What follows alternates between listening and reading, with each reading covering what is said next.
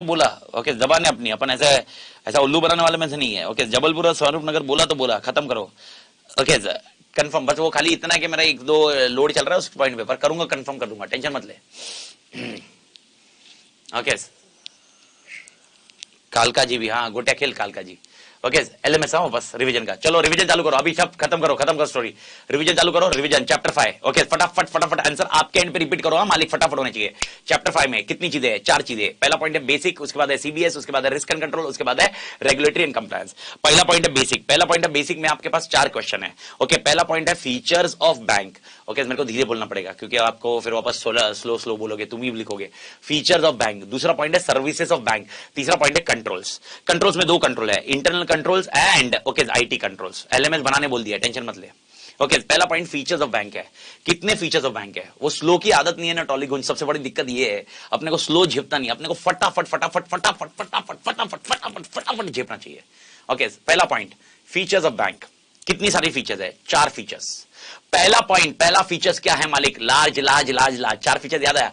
Large number of transaction होंगे, large number of volume of monetary items होंगे, large number of branches होंगे, और सबसे ज्यादा ओके यहां पर फ्रॉड होने के चांसेस होंगे। भारत माता की जय, एवरीबॉडी क्लियर मालिक? उसके बाद है सर्विसेज कौन सी है? सर्विसेज में कोई दम नहीं है मालिक। सबसे पहला पॉइंट है डिपॉजिट देते हैं, एडवांसेस लेते हैं, रेमिटेंस करते हैं। रेमिटेंस में आपका आरटीजीएस है, एनईएफटी है और आईएमपीएस है। उसके साथ में कलेक्शंस है, क्लियरिंग है। ओके, लेटर ऑफ क्रेडिट और गारंटी देते हैं आपको, debit card credit card services देते हैं, और साथ में अदर चीजों में क्या क्या किया हुआ है अगर याद है तो एक बैक ऑफिस था, बैक ऑपरेशन, और एक था retail banking. Okay, back operation मतलब ओके पीछे का, और रिटेल बैंकिंग मतलब फ्रंट ऑफिस। उसके बाद है रिस्क मैनेजमेंट सर्विसेज देते हैं, high net worth individual. Vinod sir याद होगा तो विनोद सर का एग्जांपल। ओके, विनोद सर के एग्जांपल में high net worth individual, and उसके बाद है स्पेशल सर्विसेज। याद आया मालिक? ये पॉइंट आप ध्यान रखिए मालिक, एवरीबॉडी क्लियर मालिक? ओके, ये कॉन्सेप्ट ध्यान रखना मालिक। एक सेकंड ना। ओके, तो सबसे पहले गया फीचर्स। फीचर्स का मैं एक बार फास्ट सेकंड बता दूं, फीचर्स के पॉइंट, फीचर्स के 4 पॉइंट है, large large large large large large, खत्म कर दो। उसके बाद है सर्विसेज। सर्विसेज में आपके 9 पॉइंट है। सबसे पहला पॉइंट है डिपॉजिट्स, दूसरा एडवांसेस, तीसरा रेमिटेंस, चौथा कलेक्शन, पांचवा clearing, okay letter of credit and ये पॉइंट। उसके बाद है डेबिट कार्ड क्रेडिट कार्ड, और उसके बाद है आपके पास back office operation, retail banking, risk management, high net worth individual and special services. Special services में क्या क्या आते हैं अगर आपको याद है? Underwriting services, insurance services and other things. उसके बाद आते हैं अपन कंट्रोल में। कंट्रोल में अपन आते हैं तो कंट्रोल में अपन जाते हैं 2 चीजें, एक होती है इंटरनल कंट्रोल, एक होता है आईटी कंट्रोल। इंटरनल कंट्रोल में क्या क्या चीजें होगी याद रखना, ये मैनुअल कंट्रोल है। आईटी कंट्रोल में क्या होगा? ऑटोमेटेड कंट्रोल है। इंटरनल कंट्रोल में मैनुअल कंट्रोल क्या है? एक तो मेकर एंड चेकर होना चाहिए, ब्रांच में होते हैं ये सब कंट्रोल्स, मेकर एंड चेकर होना चाहिए। दूसरा पॉइंट जॉब रोटेशन होना चाहिए, यानी तेरी जॉब पे मैं आ जाऊंगा और उसके बाद रोटेट करते रहेंगे ताकि मालूम पड़े फ्रॉड क्या हुआ। तीसरा पॉइंट फाइनेंशियल पावर्स रेस्ट्रिक्ट होने चाहिए। इफ रिमेंबर होली को 200 रुपए का पावर है, 200 रुपए के ऊपर कुछ भी खर्चा करना रहा तो पूछना पड़ेगा। चौथा पॉइंट, पांचवा पॉइंट, छठा पॉइंट, कंफर्मेशन दीजिए कंफर्मेशन दीजिए कंफर्मेशन दीजिए। किससे कंफर्मेशन दीजिए? एक तो पीरियडिकली कंफर्म कीजिए, उसके बाद बैलेंसेस कंफर्म कीजिए, और उसके बाद अगर कोई सिक्योरिटी फॉर्म या कुछ फॉर्म गुम गया, आपका क्रिटिकल फॉर्म गुम गया है, ओके उसके बाद कंफर्म कीजिए। ये होने के बाद आपके पास है dual control. If remember dual control मतलब 2 बार कंट्रोल डाले जाएंगे, यानी एक बार जो चेक कर रहा है वापस वो पूरी तरह वापस वही चेक करने का काम किया जाएगा। ये हो गए तेरे मैनुअल कंट्रोल। उसके बाद है आपका IT control. Sir IT control में मतलब कौन से? Software automated control. सबसे पहला कंट्रोल है लॉग इन होना चाहिए, लॉग आउट होना चाहिए। उसके बाद क्या होना चाहिए? डोरमेंट अकाउंट में कुछ भी ट्रांजेक्शन होगा सुपरवाइजरी पासवर्ड के बिना नहीं होना चाहिए। विड्रॉवल लिमिट के ऊपर आप विड्रॉ नहीं करने चाहिए। चौथा पॉइंट, बैलेंस के नीचे गया तो पॉपअप होना चाहिए कि बैलेंस के नीचे गया हुआ है। ओके, स्टिपुलेटेड आवर्स में काम होना चाहिए, यानी 9 से 6 की नौकरी है तो उसके बीच में ही आपने एक्सेस करना चाहिए। नीड टू नो बेसिस ही एक्सेस देना चाहिए। ओके, एक्सेप्शन सिचुएशंस, यानी डोरमेंट अकाउंट हो गया, बैलेंस ओवरड्राफ्ट लिमिट है, अगर कुछ हो गया एक्सेस हो गया तो आप एक्सेप्शन सिचुएशन को हैंडल करना है तो सुपरवाइजरी पासवर्ड होने चाहिए। ओके, यूजर टाइम आउट, अगर आपको याद है मैं थोड़ी देर बैठा हूं उसके बाद मैं जा रहा हूं कॉफी पीने तो अपने आप स्क्रीन बंद हो जानी चाहिए। ओके, स्क्रीन लॉक होनी चाहिए, that is nothing but user time out होना चाहिए। और एंड ऑफ द डे के ट्रांजेक्शन खत्म होने चाहिए, एंड ऑफ द डे के ट्रांजेक्शन कंपाइल करो। ये होने के बाद आपके पास आता है सीबीएस की कहानी। अगर याद है आपको सीबीएस की कहानी में टोटल 9 क्वेश्चन की लिस्ट है, एक बार 9 क्वेश्चन की लिस्ट में बता दूं। सबसे पहला है सॉफ्टवेयर, उसके बाद है कैरेक्टरिस्टिक्स, उसके बाद है की एस्पेक्ट्स, उसके बाद है फीचर्स, उसके बाद है मॉड्यूल्स, उसके बाद है टेक्नोलॉजी कंपोनेंट्स, और उसके बाद आता है हाउ डज सीबीएस वर्क, और उसके बाद है CBS IT servers, IT application, और उसका नाम है types of servers. And last concept था आपके लिए रिस्क एसोसिएटेड विद टीबीएस। जो रिस्क एसोसिएटेड वो आगे वाला क्वेश्चन था, अगर आपको याद होगा मैंने वो पहले कर लिया। तो यहां पर टोटल 9 क्वेश्चन की सीरीज है। सबसे पहले बात करते हैं सीबीएस। सीबीएस के सॉफ्टवेयर में क्या क्या आता है? ओके, 5 सॉफ्टवेयर है, फिनेकल है, फिनवन है, फ्लेक्सक्यूब है, ओरेकल बैंक है और बैंकमेट है। इसके वर्डिंग्स आप ध्यान रख लेना। ओके, जो वर्डिंग्स है मैंने आपको बताया हुआ है। सबसे पहले जब आप फिनेकल याद रखोगे तो आपको याद रखना है यूनिवर्सल बैंकिंग। ओके, फिनवन याद रखना है तो वेब बेस्ड ग्लोबल बैंकिंग। उसके बाद याद रखना मॉड्यूलर। मॉड्यूलर मतलब किसमें? फ्लेक्सक्यूब में। सिंप्लीफाइड चाहिए तो बैंक्स है, और बैंकमेट में आपको याद रखना होगा ओके स्केलेबल। स्केलेबिलिटी का इशू ध्यान रखा, यानी वो अपडेट्स बहुत ज्यादा निकालता है। ये होने के बाद दूसरा क्वेश्चन है कैरेक्टरिस्टिक्स ऑफ बैंक। ओके, याद रखना कैरेक्टरिस्टिक्स ऑफ बैंक कौन ध्यान रखेगा? जो सॉफ्टवेयर बनाता है वो ध्यान रखेगा। कितने पॉइंट्स रहेंगे इसमें? 7 पॉइंट। सबसे पहला क्या होगा? सबसे पहला पॉइंट होगा कॉमन डेटाबेस होगा। सीबीएस का मतलब ही कॉमन डेटाबेस है। ये कॉमन डेटाबेस सब तक पहुंचेगा कैसे? सब तक पहुंचने के लिए क्या होना चाहिए? Delivery channel. डिलीवरी चैनल कौन है? ब्रांचेस है। तीसरा पॉइंट है ये किसकी रिक्वायरमेंट मीट करता है? डिमांड्स ऑफ बैंकिंग, बैंक की रिक्वायरमेंट के हिसाब से काम करता है। चौथा सिनेरियो ये टेक्नोलॉजी जो यूज करेगा वो एडवांस टेक्नोलॉजी यूज करेगा। पांचवा सिनेरियो ये कस्टमर ऑफ ब्रांच नहीं बनेगा, ये कस्टमर ऑफ बैंक बनेगा, यानी बेनिफिट्स टू कस्टमर होगा। ओके, क्योंकि अभी वो कस्टमर किसका रहेगा? ब्रांच का कस्टमर नहीं रहेगा, वो किसका कस्टमर बन जाएगा? वो बैंक का कस्टमर बन जाएगा। ओके, सेंटर सर्वर पे कनेक्टेड रहेगा। और उसके बाद 2 और पॉइंट है। Okay, modular and integration. Modular and integration मतलब क्या होगा? मॉड्यूलर मतलब जितना सीबीएस का सॉफ्टवेयर डालना है उतना पार्ट डालिए, पुराना सॉफ्टवेयर चलाइए और उसको इंटीग्रेट करने में मल्टीपल सॉफ्टवेयर भी इंटीग्रेट हो जाएंगे। That's your scenario. ये पॉइंट ध्यान रखना। इसमें से मैं वापस एक पॉइंट बता दूं, बेनिफिट्स में क्या रखोगे? बेनिफिट्स टू बैंक सबसे बड़ा क्या हुआ? कस्टमर ऑफ वो बैंक, अब कस्टमर ऑफ ब्रांच नहीं बना, वो कस्टमर ऑफ बैंक हो गया। That's what you need to keep in mind. ये होने के बाद आपके कैरेक्टर होने के बाद आपका नेक्स्ट क्वेश्चन जो आता है that is nothing but with respect to your तीसरा की एस्पेक्ट्स। की एस्पेक्ट्स का आंसर एकदम क्लियर है भाई। की एस्पेक्ट्स में क्या पॉइंट बताया गया? की एस्पेक्ट्स में क्या बताया? Factors to be considered while evaluating CBS software. What are the factors to be considered? 4 factors थे मालिक। 4 फैक्टर्स कौन से हैं? स्क्रीन पे आप देख लीजिए 4 फैक्टर्स कौन से थे। 4 फैक्टर्स एकदम इजी है। सबसे पहले इंफॉर्मेशन फ्लो कैसी होगी?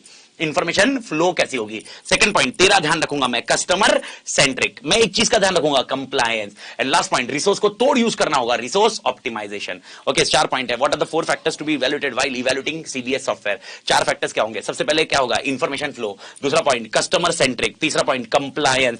एंड चौथा पॉइंट रिसोर्स का तोड़ यूज करना है, रिसोर्स ऑप्टिमाइजेशन। ओके, ये होने के बाद आपके पास आया नेक्स्ट क्वेश्चन था that is nothing but features of bank. इसके लिए मैंने कैसे बोला? पहले 5 पॉइंट याद रखिए। ओके, ऑनलाइन कॉन्सेप्ट से ध्यान रखिए। और नेक्स्ट 5 पॉइंट सॉफ्टवेयर के अंदर होना चाहिए, सॉफ्टवेयर के अंदर होना चाहिए, सॉफ्टवेयर के अंदर होना चाहिए। पहले 5 पॉइंट क्या था? ऑनलाइन रियल टाइम होना चाहिए। उसके बाद ट्रांजैक्शन इमीडिएटली अपडेट होना चाहिए। ओके, इमीडिएटली अपडेट होना चाहिए। डेटाबेस में साइमल्टेनियसली अपडेट होना चाहिए। सेंट्रलाइज्ड कंट्रोल होना चाहिए एंड रिमोट एक्सेस पॉसिबल होना चाहिए। ये पहले 5 पॉइंट हो गए। उसके बाद अगर आपको याद होगा सिस्टम बेस्ड कंट्रोल होने चाहिए। सिस्टम बेस्ड कंट्रोल मतलब you are highly dependent on system based control. ये होने के बाद आपके पास और एक स्टैंडिंग इंस्ट्रक्शन सॉफ्टवेयर ने करना चाहिए, एनीवेयर एनी टाइम एक्सेस कर सकते हो। ओके, एप्लीकेशन जो होगा वो एप्लीकेशन आपके लिए ओके जो भी होगा ऑथराइजेशन इनबिल्ट होगा एप्लीकेशन के अंदर, यानी क्या होगा? Supervisory level passwords and other things होने चाहिए। एंड लास्ट कॉन्सेप्ट अपन ने इसमें पढ़ा था कि भाई यहां पर इंटरेस्ट कैलकुलेशन सेंट्रलाइज होना चाहिए, सेंट्रलाइज इंटरेस्ट कैलकुलेशन होना चाहिए। इसके बाद मॉड्यूल्स ऑफ सीबीएस है। मॉड्यूल ऑफ सीबीएस आपको याद रखने के बहुत आसान सा आंसर है। मैंने बोला ये आंसर सीक्वेंस में याद मत रखना, मेरा खुद का सीक्वेंस था। कस्टमर किधर किधर से एक्सेस कर सकता है, तो मैंने आपको 4 पॉइंट बताए थे, ये याद रखना। कस्टमर किधर जाएगा? ब्रांच में जाएगा। सेकंड पॉइंट कस्टमर किधर जाएगा? मोबाइल में जाएगा। जब मैं मोबाइल बोलता हूं खाली मोबाइल मत पकड़िए। मोबाइल में मतलब वेबसाइट हो सकती है, मोबाइल ऐप हो सकता है, टेलीफोन हो सकता है। तो मोबाइल के अंदर उन्होंने 3 नाम दिए, website, internet banking, okay, mobile application and telephone banking. ये 3 पॉइंट रहेंगे। उसके बाद वो किधर जा सकता है? एटीएम में जा सकता है। और वो किधर जा सकता है? किधर क्या यूज कर सकता है? Credit card. तो 4 वर्ड क्या क्या रखोगे? Modules of CBS. How many modules of CBS are there? 4। पहला point branch, mobile, ATM and credit card. Branch, mobile, ATM, credit card. ये जाके किधर मिलेंगे? ओके, सेंट्रल सर्वर पे। सेंट्रल सर्वर पे लोड ज्यादा आएगा तो शिफ्ट किधर हुआ? डेटा वेयरहाउस पे। इसको अपन डेटा वेयरहाउस का बोलते हैं। और ये सब मैनेज करने के लिए कौन चाहिए? Back office operation. तो आपके लिए मॉड्यूल्स ऑफ सीबीएस कितने हैं मालिक? 7। सबसे पहले 4 कस्टमर किधर किधर जाएगा? वो जाएगा किधर? सेंट्रल सर्वर पे। उसका लोड किधर जाएगा? डेटा वेयरहाउस में। और ये सब मैनेज करने के लिए कौन चाहिए? Okay, back office operations. आत्मा क्लियर है मालिक? ये होने के बाद अपने लिए गए थे टेक्नोलॉजी कंपोनेंट। टेक्नोलॉजी कंपोनेंट एकदम सिंपल है। क्या क्या चाहिए मेरे को? पहली 3 चीजें चाहिए, डेटाबेस चाहिए, एप्लीकेशन चाहिए, नेटवर्क चाहिए। Database, application, network. Okay, sorry, database, application and web चाहिए। ये तीनों के लिए सिक्योरिटी बहुत जरूरी है। तो चौथा पॉइंट सिक्योरिटी सॉल्यूशन चाहिए। पांचवा सिनेरियो सबसे इंपॉर्टेंट पॉइंट, ये रखा किधर जाएगा? डेटा सेंटर में। ओके, डेटा सेंटर को कनेक्ट क्या करेंगे? नेटवर्क। और नेटवर्क का कहां पर देंगे? ओके, यहां पर ब्रांचेस में देंगे। और इसमें और एक लाइन आपको याद रखनी पड़ेगी, online transaction fraud risk management. Online transaction fraud risk management. तो ऑनलाइन कोई ट्रांजैक्शन कर रहा होगा तो फ्रॉड रिस्क मैनेजमेंट अपने पास होने चाहिए। तो how many technology components are there? Technology parts are there. एकदम इजी है। सबसे पहला पॉइंट डेटाबेस है, दूसरा पॉइंट एप्लीकेशन है, ये 2 तो दिमाग में रखिए। तीसरा पॉइंट है okay web. Database, application, web, ये तीनों को उठा के पहले रखना है, लेकिन उसके पहले ये तीनों की सिक्योरिटी देनी है। तो चौथा पॉइंट सिक्योरिटी आया। ये चारों चीजें रखेंगे डेटा सेंटर में। डेटा सेंटर से कनेक्ट करने के लिए नेटवर्क चाहिए। नेटवर्क किधर जाएगी? ब्रांचेस में। और ये सबके इसमें फ्रॉड रिस्क मैनेजमेंट होना चाहिए, टेक्नोलॉजी कंपोनेंट्स। इसके बाद बोला सीक्वेंशियल आंसर है, इसमें सीक्वेंस टूटना नहीं चाहिए। How does CBS work? इसको मैंने बताया था stages involve in CBS. How many stages are there? Okay, total 9 stages are there. सबसे पहले क्या करें? प्लानिंग। प्लानिंग के बाद क्या करें? अप्रूवल। अप्रूवल के बाद क्या करें? सिलेक्शन। सिलेक्शन में मजा नहीं आया तो डिजाइन एंड डेवलप करिए और एक्विजिशन अगर मजा आ गया तो। उसके बाद दोनों को क्या करना? टेस्टिंग। टेस्टिंग करके क्या करना? इंप्लीमेंटेशन। इंप्लीमेंटेशन करके क्या करना? ओके, तीन चीजें करनी है आपको। तीन चीजें क्या क्या करनी है? मेंटेनेंस है, सपोर्ट है, अपडेट है। और ये तीनों का कॉन्सेप्ट मैंने तोड़ समझाया था। मेंटेनेंस कब होता है, सपोर्ट कब होता है, अपडेट कब होता है। मेंटेनेंस इमीडिएटली दिया जाता है, सपोर्ट बाद में कुछ इश्यूज आए तो, और अपडेट अगर कोई कंपलसरी अपडेट आया तो तब देखा जाएगा। इसके बाद वाला आंसर तो ये भी 5 आंसर है। सीबीएस आईटी एनवायरमेंट, कितने आईटी एनवायरमेंट है यार, कितने प्रकार के सर्वर है सीबीएस में। अरे मां कसम साला, अरे सबसे पहले एक डब्बा, कौन सा डब्बा? एप्लीकेशन डब्बा। दूसरा और एक डब्बा डेटाबेस का डब्बा। ओके, ये दोनों को कनेक्ट करने के लिए और एक डब्बा है एटीएम चैनल डब्बा। उसके बाद है इंटरनेट बैंकिंग चैनल डब्बा, और एक है इंटरनेट बैंकिंग एप्लीकेशन डब्बा। याद आया क्या? ओके, 5 डब्बे तो ऐसे ही याद रखे। उसके बाद है एक और एक डब्बा, दैट इज कॉल्ड वेब डब्बा, वेब सर्वर। और वेब सर्वर केस में कहीं पर भी किसी को लोड आया तो कौन सा डब्बा? Proxy server. And last concept आता है आपके पास एंटीवायरस सॉफ्टवेयर सर्वर। तो आपके पास 8 नाम तो इजी है। Database server, application server, database server, ATM channel server, internet banking channel server, internet banking application server. और उसके बाद और 2 कॉन्सेप्ट आते हैं आपके लिए। एक कहता है वेब सर्वर, वेब सर्वर के बाद आपके पास है proxy server. And last concept is nothing but your antivirus software server. आत्मा क्लियर है? और ये होने के बाद आपका मेन क्वेश्चन आता है रिस्क एसोसिएटेड विद सीबीएस। और इसमें मैंने मल्टीपल क्वेश्चन समझाते हुए आपको समझाया था, इसमें तुम गड़बड़ मत करना मालिक, इसमें तुम गड़बड़ मत करना। इसमें तुम गड़बड़ कर दिए तो बहुत गेम ओवर हो जाएगा। How many risk associated with CBS are there? तो आपको याद रखना है 6 रिस्क है। सबसे पहला कौन सा रिस्क? और ये क्वेश्चन 2 तरह के आ सकता है, जो आपने हाईलाइट किए हुए स्क्रीन पे देखिए, स्क्रीन पे जो हाईलाइट किया 2 तरह के आ सकते हैं। सबसे पहले okay, risk associated with CBS कितने हैं? 6 पॉइंट। सबसे पहला है आपका ऑपरेशनल रिस्क, दूसरा पॉइंट है क्रेडिट रिस्क, तीसरा पॉइंट है मार्केट रिस्क, चौथा पॉइंट है स्ट्रेटेजिक रिस्क, पांचवा पॉइंट है okay compliance risk, and last point IT risk. इसको मैंने सीक्वेंस चेंज कैसे बोला था? सबसे पहले 3 पॉइंट जो अपने ऑलरेडी है, strategic risk, okay operational risk, compliance risk, strategic operational compliance, strategic operational compliance. उसके बाद 2 और रिस्क है, okay credit risk and market risk, and last point is IT risk. ये 6 पॉइंट आपको लिखने होंगे अगर रिस्क एसोसिएटेड विद सीबीएस आया। ये आंसर कब लिखोगे? Only if the question is about CBS. अब इसके अंदर मेरे को बताइए आईटी रिस्क कितने होंगे? तो आईटी रिस्क आपके पास मल्टीपल है, जिसके अंदर अपन ने पहले मैंने बोल दिया एकदम क्लियर कट रखी है। सबसे पहले ओनरशिप ऑफ डेटा, यानी ये डेटा अगर उड़ गया तो किसकी जिम्मेदारी होगी? तो पहला पॉइंट ओनरशिप ऑफ डेटा बनाइए। उसके बाद एक्सेस कंट्रोल डालिए, उसके बाद आइडेंटिफिकेशन कीजिए, उसके बाद ऑथेंटिकेशन कीजिए, उसके बाद ऑथराइजेशन कीजिए। ये 5 पॉइंट तो तेरे क्लियर ही होने चाहिए। वापस बोल रहा हूं, ownership, access control, identification, authentication, authorisation. Ownership, access control, identification, authentication, authorisation. उसके बाद क्योंकि लोड सब सेंट्रल पे आने वाला है तो प्रॉब्लम आएगी, रिस्पांस टाइम बराबर होना चाहिए।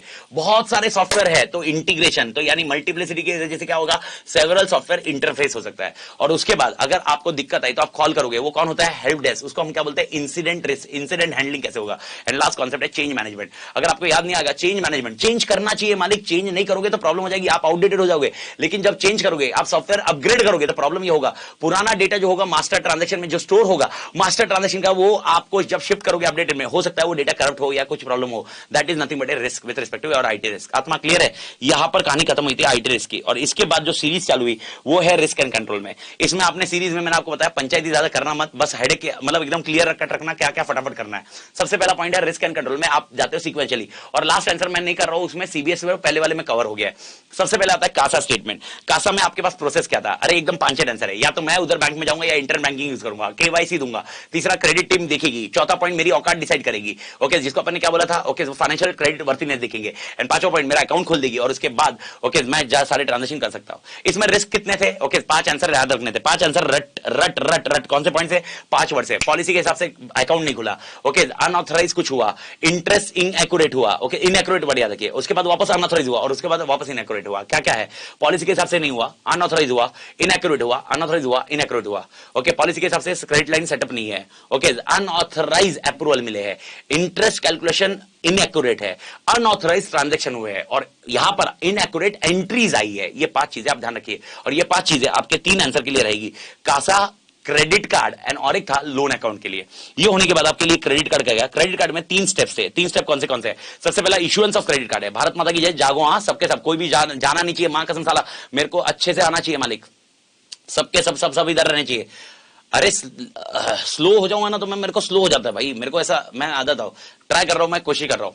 ओके आप ध्यान रखिए क्रेडिट कार्ड क्या होगा। क्रेडिट कार्ड तीन चीजें हैं। सबसे पहले इशुएंस ऑफ क्रेडिट कार्ड है, second point sales and authorisation है, तीसरा पॉइंट सेटलमेंट है। पहला पॉइंट इशुएंस के लिए आपका कासा स्टेटमेंट यूज करना है, सेम लॉजिक इशुएंस के लिए। सेल्स एंड ऑथराइजेशन के लिए अगर आपको याद है तो ये मैंने बताया था, सबसे पहले क्या होगा, कस्टमर जाएगा किसके पास, मर्चेंट के पास, स्वाइप करेगा, पॉइंट ऑफ सेल ट्रांजेक्शन है। Okay point of sale transaction वापस किधर जाएगा, मर्चेंट बैंकर के पास जाएगा। मर्चेंट बैंकर किसके पास जाएगा, तो थर्ड पार्टी है उसके पास। थर्ड पार्टी ऑथेंटिकेशन करने के बाद किससे कंफर्म करेगा, कस्टमर का जो क्रेडिट कार्ड इशू किया वो बैंक से जाएगा, और वो जब अप्रूवल करेगा तो अप्रूवल स्लिप आ जाएगी और ट्रांजैक्शन खत्म हो जाएगा। ये डायग्राम आपको ध्यान रखना है, ये डायग्राम के हिसाब से काम होता है। और ये कॉन्सेप्ट होने के बाद आपका लास्ट होता है सेटलमेंट कैसे होता है। तो मैंने आपको बताया मर्चेंट बैंक जो हो रहेगा उसको पैसा कहां से मिलता है, कस्टमर बैंक से। और मर्चेंट बैंक जो भी ट्रांजैक्शन चार्जेस होंगे वो काट के किसमें डाल दिए जाते हैं, मर्चेंट बैंक अकाउंट में डाल दिए जाते हैं। और लास्ट पॉइंट में ओके कस्टमर से चार्जेस कब किए जाते हैं, बिलिंग जिस डेट जो भी डेट होगा बिलिंग का उस टाइम पे किया जाएगा। बट नेवरदलेस इसका कॉइन और इसका रिस्क एंड कंट्रोल एकदम इजी है। इसका risk and control is similar to answer of cash account, ये आप ध्यान रखिए। ये होने के बाद आपके लिए नेक्स्ट पॉइंट आता है loan and trade finances. Loan and trade finance का थोड़ा सा 5 पॉइंट था, थोड़ा सा प्रोसेस लंबा था। लेकिन सबसे पहला question, how many types of classic credit facilities are there, तो 2 पॉइंट है, एक है फंड बेस्ड, एक है non fund based. Fund based मतलब पैसा मिलता है, नॉन फंड बेस्ड में पैसा नहीं मिलता, लेकिन कुछ तो आपको गारंटी मिलती है, क्रेडिट मिलता है, वो कॉन्सेप्ट हो जाता है। प्रोसेस क्या है, इसमें प्रोसेस 2 तरह के डिवाइड किए हुए हैं। मैंने आपको बताया था मास्टर एंड ट्रांजैक्शन। तो सबसे पहला मास्टर ट्रांजैक्शन, मास्टर में क्या है, पहले 5 स्टेप्स आपके कासा जैसे ही है। सबसे पहले तुम्हारा रिलेशन मैनेजर होगा, वो ढूंढेगा, फिर केवाईसी दोगे, फिर क्रेडिट टीम देखेगी, फाइनेंशियल वर्थिनेस देखी जाएगी, और उसके बाद सैंक्शन लेटर आएगा जो डिसबर्समेंट टीम को दिया जाएगा। ओके जिसको हम लोग बोलते हैं ओके डिसबर्समेंट टीम को देने के पहले पीडीसी होता है, अगर आपको याद है तो प्री डिसबर्समेंट सर्टिफिकेट, जिसको कस्टमर बोलता है ओके आई एम ओके, और उसके बाद वो पीडीसी जाता है डिसबर्समेंट टीम को, और डिसबर्समेंट टीम तुम्हारे मास्टर सेट कर देती है कि भाई इतना लिमिट देने का है इसको, और उसके हिसाब से वो लिमिट असाइन कर दिया जाता है। That's it. अब अगर आपको वो यूज करना है तो तुम्हें बैंक में अप्रोच करना पड़ेगा। ओके लोन डिसबर्समेंट सिस्टम में जो ब्रांच मैनेजर होगा जाएगा और देखेगा कितना लिमिट है, उसके हिसाब से ये कॉन्सेप्ट दिखाएगा। आत्मा क्लियर है, ओके ये पॉइंट आएगा। लेकिन इसमें 3 पॉइंट जो हाईलाइट किए तीनों एलडीआर थे, अगर आपको याद है तो। सबसे पहला पॉइंट था अगर फंड बेस्ड फैसिलिटी यूज की है तो बैंक के बैलेंस शीट में एसेट बन जाएगा। अगर बिल डिस्काउंटिंग की है तो बैंक के इसमें रिसीवेबल में तू दिखेगा। और अगर बैंक ने नॉन फंड दिया है, यानी एग्जांपल गारंटी दी है, तो गारंटी दी होगी तो contingent asset and contingent liability सामने सामने खड़ी हो जाएगी। ये कॉन्सेप्ट होता है with respect to this point. और ये 30 का भी रिस्क एंड कंट्रोल आपका सिमिलर था। ये होने के बाद मॉर्गेज लोन था, मॉर्गेज लोन भी 5 आंसर था। How many types of mortgage loan are there, okay 3 चीजें, होम लोन ओके और टॉप अप लोन और अंडर कंस्ट्रक्शन प्रॉपर्टी लोन, ये 3 थे मॉर्गेज लोन केस में। मॉर्गेज लोन का कॉन्सेप्ट ये अच्छे से याद रखना क्योंकि ये सीक्वेंस थोड़ा सा अलग है। इसमें मल्टीपल टीम आ रही है काम करने में। सबसे पहले आता है ओके बैंक के पास गए, फिक्स रेट या फ्लोटिंग रेट डिसाइड किया जाएगा, केवाईसी भरोगे, उसके बाद लोन ऑफिसर आएगा, उसको रिव्यू करेगा, क्रेडिट टीम को दिया जाएगा। ओके लोन ऑफिसर कौन होता है मालूम है, ओके अरे एकदम बीकॉम पास वाला बंदा होता है लोन ऑफिसर। लोन ऑफिसर होता है, अगर कंफ्यूज नहीं होने का, वो खाली है ना पेपर कितने हैं वो काउंट करेगा, और उसके बाद वो क्रेडिट टीम को देगा, क्रेडिट टीम देखेगी औकात कितनी है, उसके बाद अंडरराइटिंग टीम को देखेंगे, अंडरराइटिंग टीम पुरानी हिस्ट्री तुम्हारी निकालेगा, तुम्हारा कैसे था, कितने तुमने लोन लिए हुए, कैसे रिपेमेंट किए हुए, ये सब कुछ निकालेगा। अंडरराइटिंग टीम तुम्हारी हिस्ट्री देखने के बाद कंडीशनल अप्रूवल करेगा कि भाई हाँ इसको लोन दे सकते हैं। और ये होने के बाद आपका लीगल एंड वैल्यूएशन टीम होगा, legal and valuation team property के पेपर चेक करेगा और उसके बाद जाके वेरीफाई करेगा प्रॉपर्टी कैसी है, और उसके बाद वो बताएगा इतना वैल्यूएशन है प्रॉपर्टी का, इतना अपन लोन दे सकते हैं, और वो किसको दे दिया जाएगा, ऑपरेशन टीम को।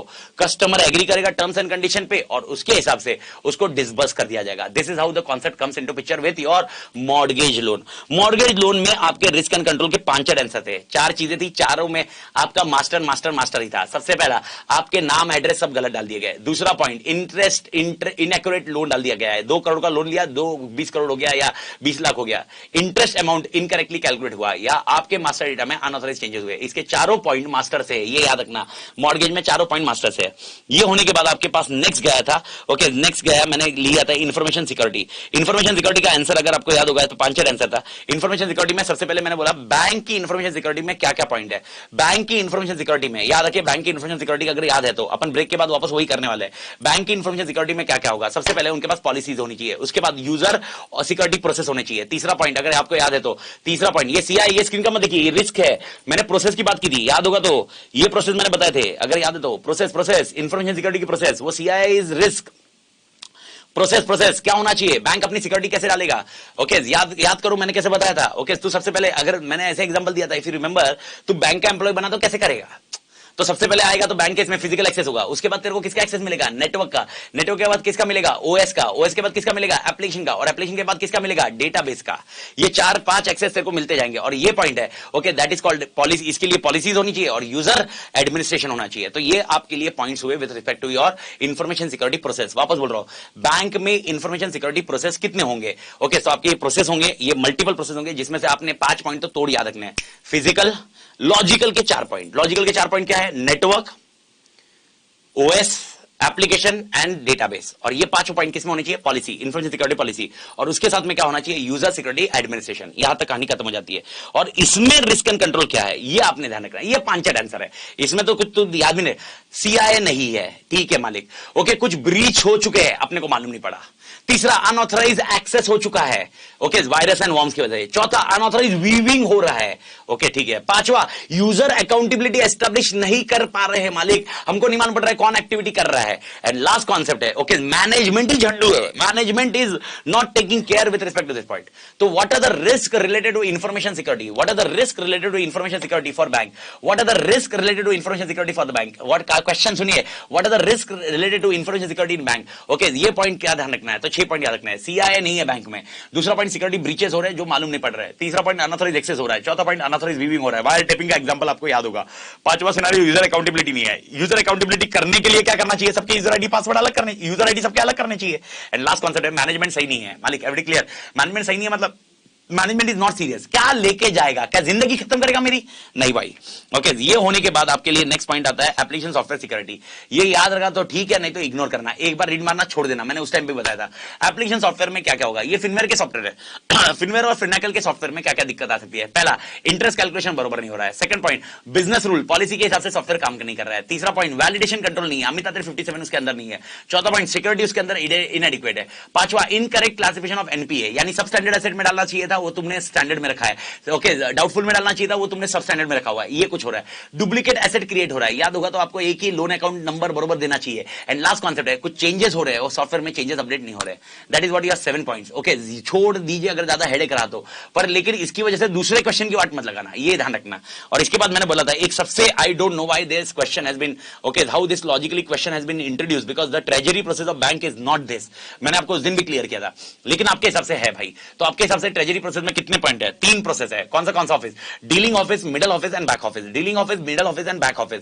और ये होने के बाद आपको मैंने इसके मसाले ये दिए थे, तो आपके पास ये जो शीट है इसके ऊपर से ये मसाले याद रखिए, या कीवर्ड तुमने हाईलाइट करना चाहिए, उसके हिसाब से आंसर लिखना चाहिए। अगर आपको कुछ भी याद नहीं आया, शेयर मार्केट में काम कैसे होता होगा वो आपको लिखिए, ये याद रखना। और ये होने के बाद इसके रिस्क क्या थे, ओके, ये रिस्क फ्रंट एंड मतलब वो डीलिंग ऑफिस, मिडल ऑफिस और बैक ऑफिस इनके रिलेटेड थे। सबसे पहला point, unauthorised security system setup है, यानी कॉन्फ़िगरेशन सही नहीं है। दूसरा पॉइंट, यहां पर इनकरेक्ट ट्रेड प्रोसेस हो रहा है क्योंकि फ्रंट ऑफिस ने साला काम बराबर नहीं किया। तीसरा सिनेरियो, अनऑथराइज्ड कंफर्मेशन प्रोसेस हो गया, यानी फ्रंट ऑफिस ने भेजा लेकिन अमाउंट गलत भेजा और भाई बैक ऑफिस ने कुछ अलग अमाउंट कर लिया। चौथा पॉइंट, ओके, जिसके बारे में ट्रांजैक्शन किया 2 करोड़ का ट्रांजैक्शन किया, साला उसके इसमें खाली 1.5 करोड़ रुपया है, 50 लाख रुपया नहीं है, यानी क्या है, इनसफिशिएंट फंड्स है। एंड लास्ट पॉइंट है, उधर जो नेस्टो पेमेंट है, ओके, अपने हिसाब से रिकंसिलेशन नहीं हुआ है। If you remember I give the ओफू ऑफ दैट्स, कि अगर आपको याद है डॉलर रेट में कुछ चेंजेस हो रहे हैं, कुछ पॉइंट प्लस माइनस हो रहे हैं, उसके हिसाब से ये काम हो रहा है। दैट्स इट, ये कॉन्सेप्ट आपको ध्यान रखना है। यहां पर मेरी कहानी खत्म हो जाती है भाई, यहां पर कहानी खत्म हो जाती है। दैट्स योर सिनेरियो कॉन्सेप्ट खत्म with respect to risk and control. और इसके बाद हम बचे, that is nothing but regulatory and compliance, जिसके अंदर रेगुलेटरी एंड कंप्लायंस में मैंने पहले बोला बैंकिंग रेगुलेशन एक्ट है, ओके, वो अगर आपको मालूम है वो बेसल 3 वाला फ्रेमवर्क है, वो खाली एक बार रीड करके इग्नोर किया अपन ने। नेगोशिएबल इंस्ट्रूमेंट एक्ट है, छोड़ दिए। आरबीआई भी ये आइटम के लिए छोड़ दिया क्योंकि ये नवंबर 19 में आ चुका। आरबीआई के कितने फंक्शन है, 3 है। मॉनिटरी अथॉरिटी है, फाइनेंशियल सिस्टम को मॉनिटर करता है, रेगुलेट करता है। तीसरा पॉइंट, इशुएंस ऑफ करेंसी है।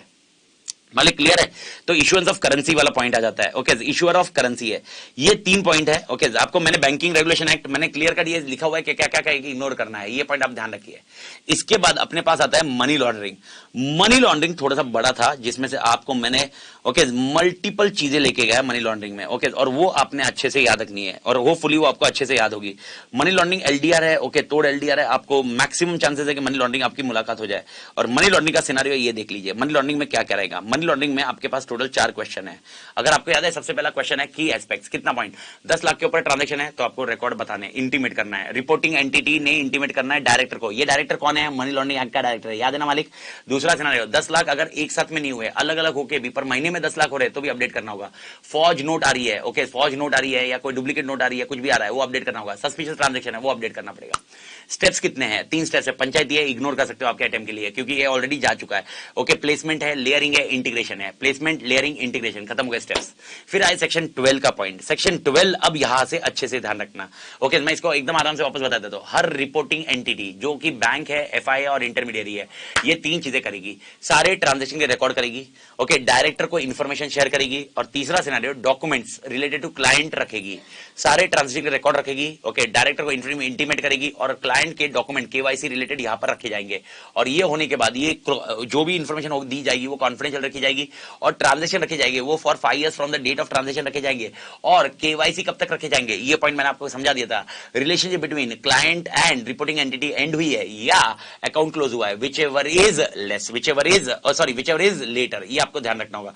5 years तो केवाईसी में आपको खाली कंडीशन है, ओके, ट्रांजेक्शन के लिए 5 साल जिस दिन से ट्रांजेक्शन हुआ उस दिन से आपको चेक करना होगा। आत्मा क्लियर है। और ये होने के बाद आपके लिए सेक्शन 13 आया। ओके, सेक्शन 12 था, सेक्शन 13 क्या था? सेक्शन 13 में मैंने आपको क्या बोला, ओके, डायरेक्टर को, okay, suo motu own motion पे या किसी ने कंप्लेंट किया, ओके, लगता है कि भाई वो रिपोर्टिंग एंटिटी की क्या करनी चाहिए, इंक्वायरी करनी चाहिए कि उन्होंने इंफॉर्मेशन नहीं शेयर किया, तो ये लोग, ओके, इंक्वायरी करेंगे और इंक्वायरी करते वक्त रिकॉर्ड्स को ऑडिट करने बोल सकते हैं। और रिकॉर्ड्स ऑडिट जो करेगा वो panel of auditor of CG का होगा और वो ऑडिट करेगा और खर्चा सीजी उठाएगा। कल किसी ने पूछा था सीजी खर्चा क्यों उठाएगा, मेरे को बताओ, मनी लॉन्ड्रिंग में कोई फंस गया और जो पैसा मिला है, जो प्रॉपर्टी मिली होगी, वो प्रॉपर्टी किसके पास जाती है? वो प्रॉपर्टी सीजी के पास जाती है। इसलिए मनी लॉन्ड्रिंग एक्ट में जो भी गिल्टी होगा, जो प्रॉपर्टी आएगी वो किसके पास जाएगी? सीजी के पास जाएगी। ये पॉइंट होता है, इसीलिए ये कॉन्सेप्ट आता है। उसके बाद क्या क्या सिनेरियो होता है, उसके बाद अपने लिए दूसरा पॉइंट, ओके, डायरेक्टर क्या करेगा? डायरेक्टर कौन सा? मनी लॉन्ड्रिंग एक्ट वाला डायरेक्टर क्या करेगा? वार्निंग देगा, कंप्लाई करने बोलेगा, रिपोर्ट्स देने बोलेगा। और अगर रिपोर्ट्स किसकी होगी मालूम है? तुमने क्या रेक्टिफिकेशन स्टेप्स लिए हुए हैं, वापस बोल रहा हूं, वो कंप्लाई करने बोलेगा, वार्निंग देगा कि अगली बार मत करना, कुछ कंप्लाई करने बोल सकता है, कुछ वापस रेक्टिफाई करेगा, उसकी रिपोर्ट्स मेरे को दो कि तुमने रेक्टिफाई की कि नहीं, और रेक्टिफाई नहीं किया तो पेनल्टी लगाएगा। और पेनल्टी कितनी हो सकती है? 10,000 कम से कम होगी और 1 लाख ज्यादा होगी फॉर ईच ऑफेंसेस। ये कॉन्सेप्ट खत्म हो गए। और ये ऑर्डर मतलब डायरेक्टर जो भी ऑर्डर पास करेगा वो रिपोर्टिंग एंटिटी को दे दिया जाएगा। And I don't think so कि आईटी एक्ट में अभी कोई दिक्कत आनी चाहिए, भले ये कुछ भी लिखे होंगे, मेरे ख्याल से सारे सेक्शन अभी क्लियर है तुम्हारे पास। तो 65, 66, 66A ये आपको ध्यान, 66 का ध्यान रखना होगा। 65 क्या है? सोर्स कोड वाला पॉइंट, ओके, जिसके अंदर आपको ध्यान रखना है। 65 में आपको क्या ध्यान रखना है? ये पॉइंट ध्यान रखना है। सोर्स डॉक्यूमेंट चुराया है तो सोर्स कोड चुराया हुआ है, 3 साल या 2 लाख, ये पॉइंट याद रखियो। इसकी पेनल्टी याद रखना, 3 साल या 2 लाख। उसके बाद है 66 वाला सेक्शन में जिसमें 43 की पेनल्टी आएगी, इसमें 3 साल या 5 लाख। उसके बाद है 66B, 3 साल या 1 लाख। लेकिन इसमें क्या किया हुआ है? आपने कुछ परचेस किया है जो आपके मालूम है कि ये स्टोलन है। 66C, 66D, ओके, आपने मेरे पासवर्ड को चुराया, पिन को चुराया, डिजिटल सिग्नेचर को चुराया, और उसके लिए जो पेनल्टी होगी वो 3 साल और एंड 1 ईयर होगी, ओके, 3 साल एंड 1 लाख होगी। और अगर आपने मेरा ईमेल आईडी कुछ यूज किया हुआ है, ये कॉन्सेप्ट कुछ किया हुआ है, तो 66D में जाओगे जिसमें 3 साल या 1 लाख कॉन्सेप्ट होगा, और पर्सोनेशन जिसको अपन बोलते हैं। एंड लास्ट पॉइंट है 66E, आपको याद रखना होगा, प्राइवेट एरिया के आपने कोई फोटो वोटो निकाले या कुछ किया, ओके, किसी भी पर्सन का, और उसको शेयरवेयर किया, तो आपको 3 साल या 2 लाख, ओके, ये पॉइंट आपको पेनल्टी की जाएगी। जब ये पेनल्टी की जाएगी तो मैंने आपको बताया कि पेनल्टी को इन्होंने डिफाइन कैसे किया, 43A के साथ में डिफाइन किया। तो 43A को इन्होंने कैसे लिंक किया, तो मैंने आपको बता, ओनर या परमिशन से पूछे बिना 43 का किया। 43 नहीं सर, 43 ओनर से पूछे बिना आपने क्या क्या किया? पहले 3 पॉइंट, एक्सेस किया, डाउनलोड किया, ओके, नेक्स्ट पॉइंट इंट्रोड्यूस किया, access, download, introduce. Next 3 point, damage किया, डिस्टर्ब किया, डिनाल ऑफ एक्सेस दिया, damage, disturb, denial of access, D. और उसके बाद 4 पॉइंट है, ओके। सबसे पहले आपने किसी को मदद की, असिस्टेंस किया, तुमने खुद ने खर्चा किया लेकिन पैसे मेरे को चार्ज किए, ओके, यानी सर्विसेज तुमने यूज की, चार्जेस मेरे को दिए, डिस्ट्रॉय किया, कोई इंफॉर्मेशन आ रही थी। And last point, computer source code के बैंड बजा दी, गेम बजा दिया, दैट इज नथिंग बट 43। और 43 के बाद मैं आपको लेके गया था और एक है सेक्शन 63। सेक्शन 63 क्या बोलता है? अगर आपने कोई फॉल्स इंफॉर्मेशन दी जिसकी वजह से हमने ये सेक्शन में इंक्वायरी की, यानी तुम्हारी वजह से साइबर पुलिस काम धंधे पे लग गई, ओके, तो आपको पेनल्टी होगी 2 साल साल या 50,000 या बोथ, ये कॉन्सेप्ट आएगा। एंड लास्ट पॉइंट, इधर पर्सन अगर आपसे कुछ असिस्टेंस चाहिए या आपको बोला गया क्वेश्चन पूछा गया और आंसर दिए, ओके, आपको बोला कि साइन करो, ओके, साइन नहीं किया, या बुक्स ऑफ अकाउंट मंगाए लेकिन नहीं दिए, ओके बॉस, आपके लिए लाइबिलिटी होगी, पेनल्टी होगी 500 रुपए से लेकर 10,000 तक, ये मैक्सिमम पेनल्टी होगी। ये पॉइंट अपन ने डिस्कस किया और उसके बाद मैंने बताया 70 कंपनी एक्ट का तो ऑलरेडी क्लियर है। एंड लास्ट पॉइंट है, ओके 43A, आपको ध्यान रखना है 43A में क्या है। 43A में अगर एसपीडीआई किसी कॉर्पोरेट के पास है, एसपीडीआई सेंसिटिव पर्सनल डेटा इंफॉर्मेशन अगर किसी कॉर्पोरेट के पास है, किसी ऑर्गेनाइजेशन के पास है, ओके, वो अगर प्रोटेक्शन डालती है तो कोई दिक्कत नहीं है, लेकिन अगर उसने प्रोटेक्शन नहीं डाला 43A केस में कंपनसेशन क्लेम किया जाएगा। 43A का कोई भी अमाउंट डिफाइन नहीं है, वो केस टू केस डिफर होगा। भारत माता की जय। This is your chapter 5। Everybody clear मालिक? यहां पर तेरी कहानी खत्म होती है चैप्टर 5 की। ओके तो मेरे ख्याल से चैप्टर 5 का कॉन्सेप्ट क्लियर मालिक? ओके तो this is what you need to understand with chapter 5। तो 20 इसको थोड़ा सा पॉइंट किया है। ओके ये पॉइंट ध्यान रखना मालिक। आत्मा क्लियर है? ओके तो अपन अभी ब्रेक लेते हैं, ब्रेक के बाद ओके वापस चालू करते हैं with respect to okay dummy server करके। डमी सर्वर मतलब proxy server. Dummy server is always called a proxy server. अगर आप डमी सर्वर ले रहे हो तो प्रॉक्सी सर्वर कर लीजिए मालिक। प्रॉक्सी सर्वर का कॉन्सेप्ट होता है मालिक। Every clear? सांस तो ले लिया करो, अरे यही तो मजा है, इसका पॉइंट है। ओके प्रोप्राइटरशिप में बॉडी कॉर्पोरेट वो कहीं ना कहीं होगा, तो इंडिविजुअल के पास नहीं होगा। फिर अगर द्वारका कहना है 43A में अगर बॉडी कॉर्पोरेट नहीं है तो सर क्या होगा? अगर 43A में बॉडी कॉर्पोरेट नहीं है तो फिर वो तो सेक्शन 66 वाला एप्लीकेबल होगा ना 43, फिर इंडिविजुअल हो गया ना, इंडिविजुअल 43 का कॉन्सेप्ट होगा मालिक। भिवानी प्रॉक्सी सर्वर का कॉन्सेप्ट है ना, मैंने एलएमएस पे डाला हुआ है, वो एलएमएस पे ही गया हुआ है, तो प्रॉक्सी सर्वर का एलएमएस पे देख ले या तो मेरे को व्हाट्सएप कर ले, क्योंकि उसका एकदम इजी है। प्रॉक्सी सर्वर का कॉन्सेप्ट है कि लोड करने के लिए, लोड शिफ्ट करने के लिए एक और एक रखा हुआ है। ओके किसी भी सर्वर पे लोड आया तो वो सर्वर पे शिफ्ट कर दिया जाएगा, याद रखना मालिक।